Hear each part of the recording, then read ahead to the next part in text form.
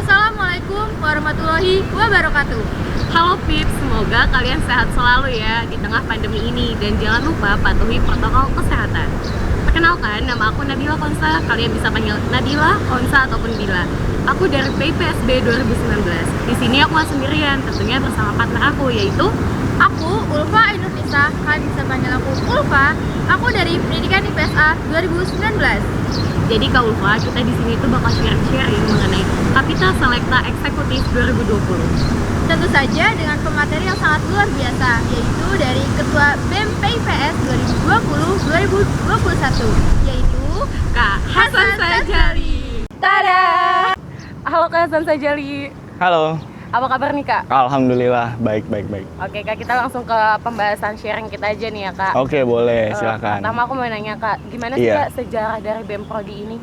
Oke, kalau kita ngomongin soal sejarah, pastinya dari BEM Prodi Pendidikan IPS itu punya sejarahnya tersendiri nih. Diawali dari pendidikan IPS itu ada di tahun berapa sih?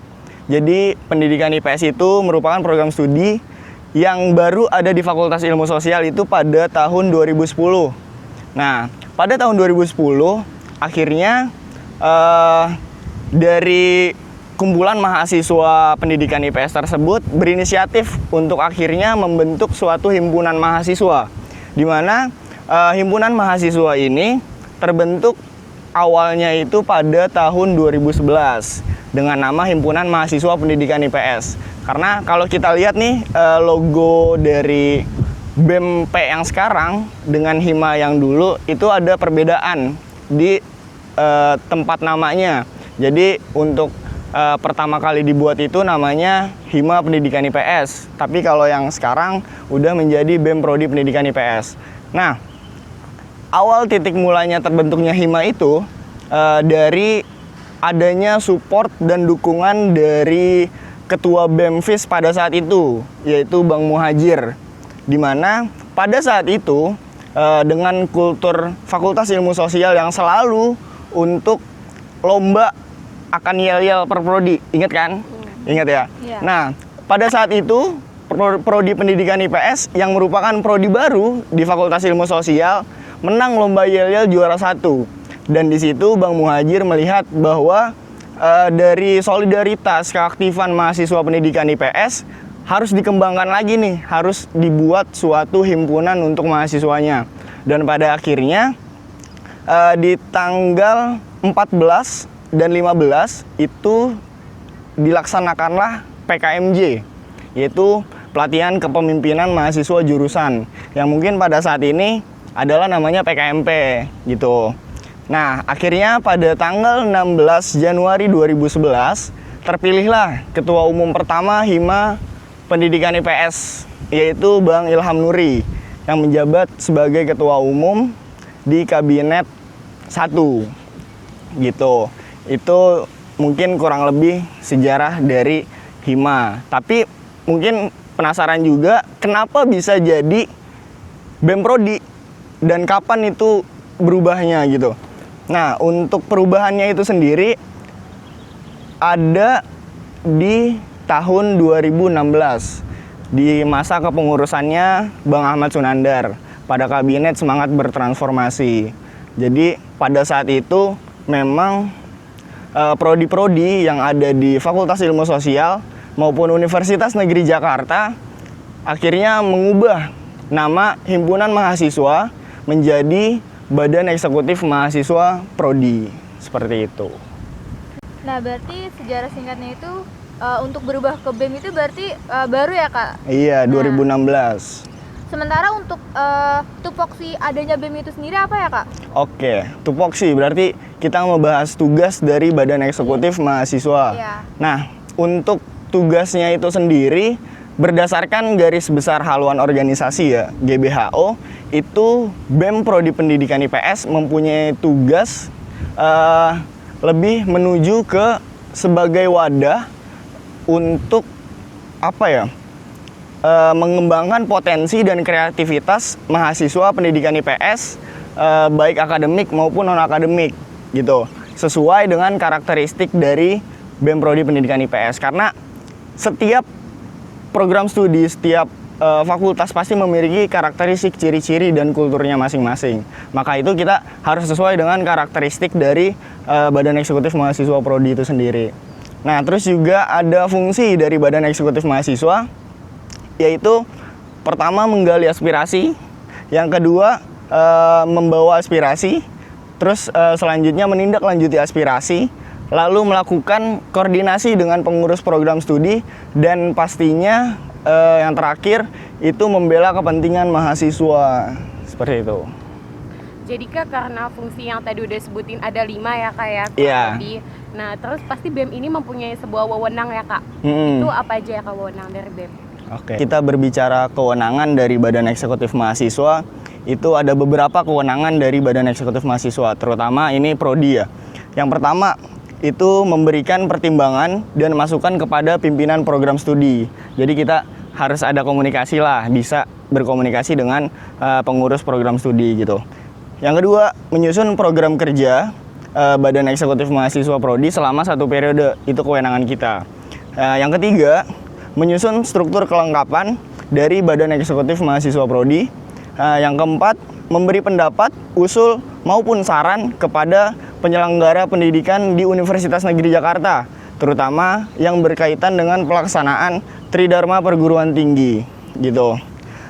Selanjutnya ada kita Badan Eksekutif Mahasiswa mengkoordinasikan program kerja agar sejalan dengan visi dan misi organisasi pemerintahan mahasiswa dalam khususnya prodi gitu. Selanjutnya kita juga bekerja sama dengan pihak-pihak yang mendukung efisiensi dan efektivitas kerjanya selama tidak melanggar aturan yang berlaku. Dan yang terakhir, bisa kita mempunyai kewenangan untuk mengirimkan delegasi yang berkaitan dengan keterwakilan mahasiswa prodi di forum eksternal kampus dengan pertimbangan dari Badan Legislatif Mahasiswa Prodi gitu. Nah, setelah wewenang tadi, pasti kan ada hak dan juga kewajiban kan Kak? Nah, untuk hak dan kewajibannya itu sendiri apa ya Kak? Oke. Untuk hak dari Badan Eksekutif Mahasiswa Prodi itu ada beberapa poin yang mungkin bisa untuk kalian ketahui, yaitu yang pertama, hak dari Badan Eksekutif Mahasiswa Prodi. Yang pertama itu mewakili organisasi pemerintahan mahasiswa prodi ke dalam dan keluar kampus. Yang kedua, memberikan saran dan kritik kepada Badan Legislatif Mahasiswa Prodi. Yang ketiga, melakukan koordinasi dengan pihak program studi dan lembaga lainnya. Dan yang keempat, mengajukan rancangan peraturan Opmawa Prodi yang disepakati dengan Badan Legislatif Mahasiswa Prodi itu sendiri. Itu beberapa hak dari Badan Eksekutif Mahasiswa Prodi. Sementara untuk kewajiban itu sendiri apa Kak? Kewajiban dari Badan Eksekutif Mahasiswa Prodi ya. Ini ada beberapa. Pertama, harus memegang teguh dan mengamalkan Tridharma Perguruan Tinggi Negeri. Yang kedua, melaksanakan ADART Opmawa Prodi yang merupakan sumber hukum dan peraturan Opmawa dan ketentuan-ketentuan lainnya yang ditetapkan. Yang ketiga, menaati prinsip demokrasi dalam penyelenggaraan Opmawa Prodi. Yang keempat, menjaga etika dan norma dalam hubungan kerja dengan lembaga lain. Dan yang kelima, menampung dan menindaklanjuti aspirasi dan pengaduan mahasiswa. Yang keenam, memberikan pertanggungjawaban secara moral dan politis kepada mahasiswa. Yang ketujuh, melaporkan hasil kerjanya kepada Sivitas Akademika Program Studi saat forum tertinggi dari Badan Legislatif Mahasiswa Prodi. Dan yang kedelapan, itu menjawab dan menanggapi teguran, kritik, saran yang disampaikan oleh Badan Legislatif Mahasiswa Prodi gitu. Wah, berarti banyak banget ya Kak, mulai dari haknya, terus kewajibannya gitu. Iya. Terus pasti Kak, buat menjadi sebuah BEM ini mempunyai unsur-unsur ataupun alat kelengkapan ya Kak ya. Itu tuh apa aja ya Kak? Oke, untuk alat kelengkapan ya dari Badan Eksekutif Mahasiswa Prodi itu ada 3. Yang pertama, adanya anggaran dasar atau anggaran rumah tangga. Yang kedua, ada GBHO atau garis-garis besar haluan organisasi. Dan yang ketiga, itu GBPK, garis besar program kerja. Nah, dari ketiga ini merupakan alat kelengkapan dari Badan Eksekutif Mahasiswa Prodi. Beda lagi dengan fakultas maupun universitas, di mana alat kelengkapan itu ada tambahan lagi seperti kode etik dan tata tertib gitu. Berbicara tentang alat kelengkapan kan kayak Kak. Iya. Nah, dalam BEM itu sendiri kan pasti ada sifat ya Kak. Sifat. Nah, sifatnya itu apa aja ya Kak? Oke, untuk sifat dari Badan Eksekutif Mahasiswa Prodi gitu. Di sini Badan Eksekutif Mahasiswa memiliki 4 sifat. Yang pertama itu dia bersifat otonom atau mengurus urusannya sendiri, karena dari prodi ini seperti macam daerah gitu. Kalau ibarat pemerintahan, kita tuh ada di daerah-daerah yang pemerintah pusatnya adalah Badan Eksekutif Mahasiswa Universitas gitu. Yang kedua, sifatnya itu bersifat egaliter. Egaliter di sini yang dimaksud adalah kita semua sama, sederajat, tidak ada yang tinggi, tidak ada yang rendah gitu. Dan yang ketiga, bersifat kekeluargaan, karena pastinya dalam organisasi untuk sifat kekeluargaan ini tidak hanya untuk menjalankan kewajiban semata, tapi ada rasa kekeluargaan di dalamnya gitu. Dan yang terakhir yaitu bersifat demokrasi, di mana seperti prinsip demokrasi yang mungkin kita semua tahu gitu, yang dari rakyat, oleh rakyat, dan untuk rakyat, itu kita terapkan dalam organisasi pemerintahan mahasiswa, dalam khususnya hal ini prodi gitu. Oke Kak, jadi itu tadi ya kayak alat pelengkapnya ada 3 dan sifatnya itu ada 4. Oke, untuk pembahasan selanjutnya alangkah lebih baiknya kita pindah dulu kali ya Kak ya, biar lebih nyaman. Oke, boleh. 1, 2, 3. Oke Kak, kita lanjut ya Kak pembahasan selanjutnya nih. Boleh. Tentunya pasti kalau sebuah BEM itu mempunyai visi dan misi, dan tiap periodenya itu berbeda-beda ya Kak. Betul. Untuk periode ini kira-kira apa ya Kak visi misinya? Oke, untuk visi misi itu tiap periodenya berbeda memang, karena pastinya ada regenerasi di dalamnya. Karena nantinya akan ada ketua yang baru untuk melanjutkan estafet kepengurusan gitu. Nah, untuk visi misi pada periode ini, Kabinet Gelora Mahasiswa yaitu memiliki visi menjadikan BEM Prodi Pendidikan IPS sebagai organisasi yang berintegritas dan berkualitas dengan memegang prinsip profesionalitas, produktivitas, kreativitas, serta kekeluargaan. Nah, untuk misinya itu ada 4, yaitu yang pertama, meningkatkan keimanan dan ketakwaan dari mahasiswa-mahasiswi pendidikan IPS Fakultas Ilmu Sosial Universitas Negeri Jakarta.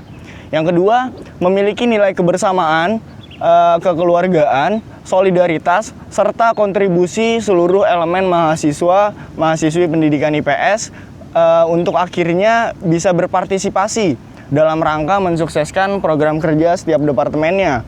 Yang ketiga, menjadikan BEM Prodi Pendidikan IPS sebagai wadah dalam menyatukan dan mengkoordinasikan gagasan setiap individu mahasiswa yang berbeda. Dan yang keempat, menjalin komunikasi intensif dan berkala secara internal dengan setiap departemen dan opmawa lainnya agar tercipta keharmonisan. Itu visi misi dari Kabinet Gelora Mahasiswa. Kalau untuk struktur dari pengurusan BEM Gelora Mahasiswa itu sendiri ada apa aja ya Kak? Oke, untuk struktur organisasi mungkin setiap periodenya ada persamaan dan kadang ada perubahan dalam strukturnya. Dan untuk struktur kepengurusan Badan Eksekutif Mahasiswa, Kabinet Gelora Mahasiswa itu terdiri dari Badan Pengurus Harian Inti, terus ada 2 biro, yaitu Biro Kesekretariatan dan Biro Kewirausahaan. Lalu ada 6 departemen, yaitu Departemen Advokasi Sosial Mahasiswa, Departemen Komunikasi dan Informasi, Departemen Luar Negeri, Departemen Pengembangan Seni dan Olahraga, Departemen Pengembangan Sumber Daya Mahasiswa, dan Departemen Pendidikan Mahasiswa. Yang dimana dalam struktur kepengurusan ini kita memiliki pembina Opmawa, yaitu Ibu Sohibah Yuliani MPD. Oke Kak, tadi udah sebutin kan ya Kak, ada 2 biro sama 6 departemen. Nah, untuk masing-masingnya itu aku mau tahu nih Kak mengenai fungsi sama prokernya gitu, program kerjanya. Kita mulai aja ya Kak dari Biro Kesekretariatan atau Kestari. Dari Biro Kesekretariatan itu memiliki fungsi sebagai pusat pengelolaan administrasi dan menciptakan tertib administrasi di Badan Eksekutif Mahasiswa Prodi Pendidikan IPS. Jadi semua hal-hal yang berbau dengan surat menyurat dan administrasi itu berada di bawah naungan Biro Kesekretariatan, yang dimana Biro Kesekretariatan ini berada di bawah naungan dari Sekretaris Umum BEMPE gitu. Dan untuk program kerja, ini ada beberapa program kerja dan agenda dari Biro Kestari, yaitu yang pertama ada Social Runner, yang dimana ini merupakan kolaborasi antara Biro Kesekretariatan dengan Biro Kewirausahaan. Yang kedua itu ada namanya program kerja Pestari atau pelatihan kesekretariatan. Dan yang selanjutnya ada agenda yang bernama PMS, Piket Mingguan Sekret. Itu mungkin untuk Biro Kestari.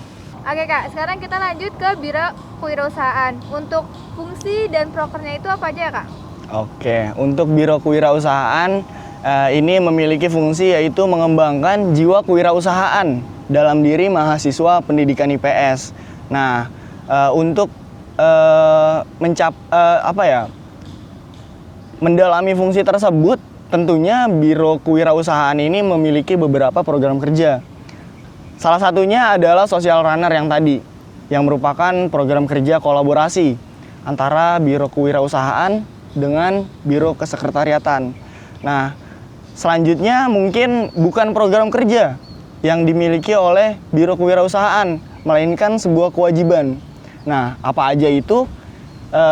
Di sini Biro Kewirausahaan bertanggung jawab untuk akhirnya memproduksi, mengkoordinir dalam pembuatan seperti ini. Pakaian dinas harian, kemeja PIPS, ada juga emblem dari BEM Prodi Pendidikan IPS yang nantinya akan dipasang di sebelah kiri almet gitu. Dan yang terakhir itu berkewajiban untuk membuat ID card untuk para pengurus BEM Prodi gitu. Tadi udah membahas mengenai biro ya, kayak sekarang kita lanjut ke departemen. Nah, di sini aku mau minta jelasin mengenai fungsi sama program kerja dari Adsoma atau Departemen Advokasi Sosial Mahasiswa nih Kak. Untuk fungsi dari Departemen Advokasi Sosial Mahasiswa, yaitu berfungsi sebagai dari Adsoma ini menjadikan mahasiswa lebih kritis dan peka terhadap lingkungannya. Yang kedua, menjadikan BEM Prodi sebagai sarana pembelajaran sosial politik bagi mahasiswa PIPS. Yang ketiga, sebagai penghubung antara dosen dengan mahasiswa. Dan yang keempat, sebagai sumber utama dalam masalah beasiswa gitu. Itu untuk fungsi dari Departemen Adsoma. Ada juga nih program kerja atau agenda lainnya yang merupakan tanggung jawab dari Departemen Adsoma. Yang pertama ada namanya Adsoma Days. Itu program kerja dari Departemen Adsoma. Ada juga kegiatan bakti sosial yang pada periode ini bakti sosial ini lebih ditujukan kepada mahasiswi PIPS yang mungkin butuh bantuan biaya dari Departemen Adsoma itu sendiri gitu dalam hal pembayaran UKT. Dan juga ada program yang namanya Minset, yaitu Minggu Sedekah. Ini juga ditujukan kepada mahasiswa-mahasiswi PIPS yang sekiranya membutuhkan pertolongan, bantuan untuk pendanaan apapun semacamnya yang nanti akan dikoordinir melalui Departemen Adsoma gitu. Untuk selanjutnya, untuk fungsi dan proker dari Departemen Komunikasi dan Informasi atau Kominfo itu apa aja ya Kak? Selanjutnya untuk fungsi dari Departemen Kominfo. Yang pertama, menjadi pusat layanan dalam hal desain grafis, editing video, dan hal-hal lain yang berkaitan dengan teknologi informasi. Yang kedua, menjadi sarana penghubung antara mahasiswa dengan BEM Prodi melalui sosial media. Dan yang ketiga, menjadi tempat pembelajaran bagi mahasiswa dalam hal teknologi informasi. Nah, kalau kita lihat sendiri ya, dalam hal Departemen Kominfo ini merupakan sebagai wajah dari BEM Prodi melalui sosial medianya. Jadi kalau misalnya yang kalian sekarang ini kita masih terjebak dalam pandemi, mungkin hanya bisa melihat dari sosial media dari BEM Prodi itu sendiri yang dikelola langsung oleh Departemen Kominfo.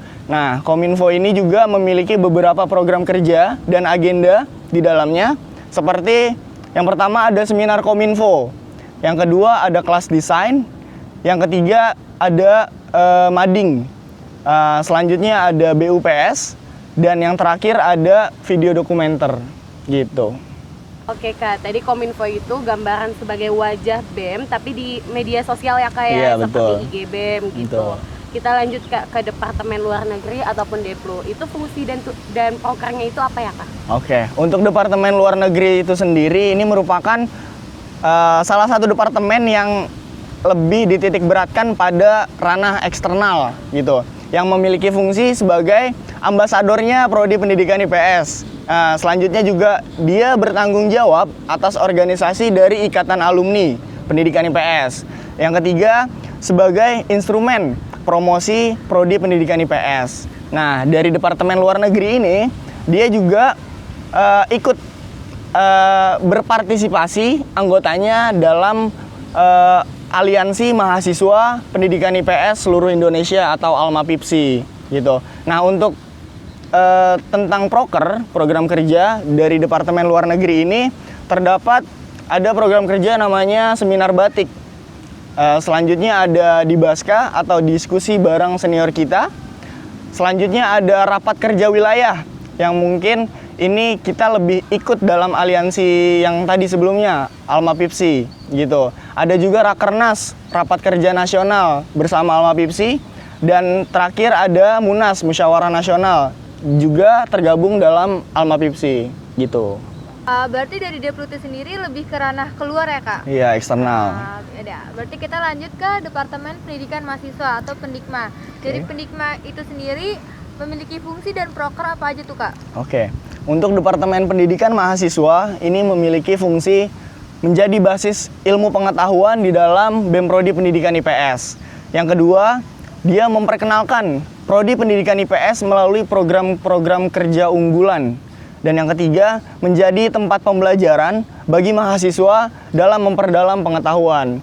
Jadi untuk Departemen Pendidikan Mahasiswa ini, ya kita tahu sendirilah, ranahnya itu ke dalam kependidikannya gitu. Dan untuk program kerja dari Departemen Pendidikan Mahasiswa ini, yaitu ada yang namanya Education Festival, yang pada periode ini merupakan program kerja pertama dari Departemen Pendikma. Dan juga ada yang namanya DIPSI, yaitu diskusi IPS intensif gitu. Itu aja sih mungkin dari Departemen Pendikma. Oke Kak, dari Departemen Pendikma itu tuh berarti lingkupnya ke dalam pendidikan ya Kak ya? Iya. Nah selanjutnya nih Kak, ada Departemen Pengembangan Seni dan Olahraga atau Pensora gitu. Itu buat fungsi sama program kerjanya apa aja ya Kak? Oke, untuk departemen ini lebih menitik beratkan pada pengembangan dari seni dan olahraga dari mahasiswa IPS gitu. Ini departemen ini memiliki fungsi yaitu satu, sebagai instrumen utama dalam pengembangan seni dan olahraga. Dua, bertanggung jawab dalam aktivitas keolahragaan dan kesenian. Dan yang ketiga, sebagai wadah pengembangan berbagai macam bakat mahasiswa seperti bidang olahraga dan keseniannya. Nah, untuk program kerja itu sendiri dari Departemen Pensora itu ada yang namanya IPS Cup. Selanjutnya program kerja selanjutnya adalah sosial kultur. Dan agenda dari Departemen Pensora ada juga yang namanya senialis gitu. Itu untuk program-program dan agenda tersebut untuk bertujuan untuk mengembangkan minat bakat mahasiswa IPS dalam bidang seni dan olahraga gitu. Oke Kak, kan tadi udah dibahas tentang Departemen Pensora. Sekarang kita lanjut ke departemen yang terakhir, yaitu Departemen Pengembangan Sumber Daya Mahasiswa atau PSDM. Untuk fungsi dan prokernya sendiri itu apa saja ya Kak? Oke, yang terakhir ada Departemen Pengembangan Sumber Daya Mahasiswa atau yang disingkat PSDM. Nah, di sini Departemen PSDM memiliki fungsi seperti yang pertama, agar mahasiswa mampu kritis dalam perkembangan sosial. Yang kedua, agar mahasiswa peduli terhadap perkembangan globalisasi. Yang ketiga, agar mahasiswa siap dalam berorganisasi baik internal maupun eksternal. Dan yang keempat, agar mahasiswa dapat membangun pola pikir positif dalam bermasyarakat, serta yang kelima, agar mahasiswa dapat berkembang dan bersaing baik akademik maupun non-akademik. Nah, dari fungsi-fungsi dari Departemen PSDM ini, Departemen PSDM juga memiliki beberapa program kerja, yaitu seperti proker pengkaderan, yaitu PKKMB atau pengenalan kehidupan kampus mahasiswa baru. Selanjutnya ada PKMP yang saat ini kalian jalani, pelatihan kepemimpinan mahasiswa prodi. Ada juga nanti Makrab yang merupakan program kerja dari PSDM ini. Selanjutnya ada juga program kerja PMT, pelatihan motivasi terpadu, serta ada yang namanya program kerja KIPAS atau kajian Islam dan non-Islam pendidikan IPS gitu. Kakak, terima kasih ya Kak udah ngasih materi mengenai Kapita Selecta eksekutif ini gitu kan. Agar ini tuh penting banget materinya untuk kita lebih mengenal lagi ranah organisasi eksekutif di dalam Opmawa Prodi gitu ya Kak. Iya betul. Sebelum aku tutup nih Kak, kita ada kata-kata sedikit. Kalau misalkan aku bilang PIPS Mania, aku minta tolong buat Kakak bilang mantap. PIPS Mania, mantap!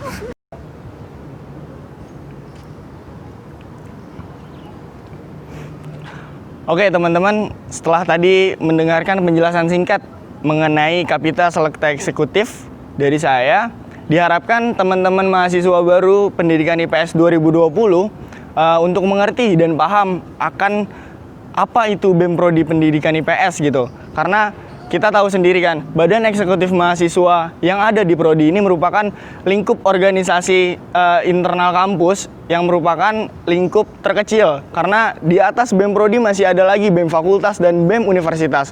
Untuk itu, dari saya mengajak untuk teman-teman mahasiswa baru yang mungkin berminat dan tertarik untuk mengikuti Badan Eksekutif Mahasiswa, terutama pada saat ini dalam tingkat Prodi, untuk bergabung nantinya di Badan Eksekutif Mahasiswa Prodi Pendidikan IPS periode selanjutnya. Terima kasih. Assalamualaikum warahmatullahi wabarakatuh.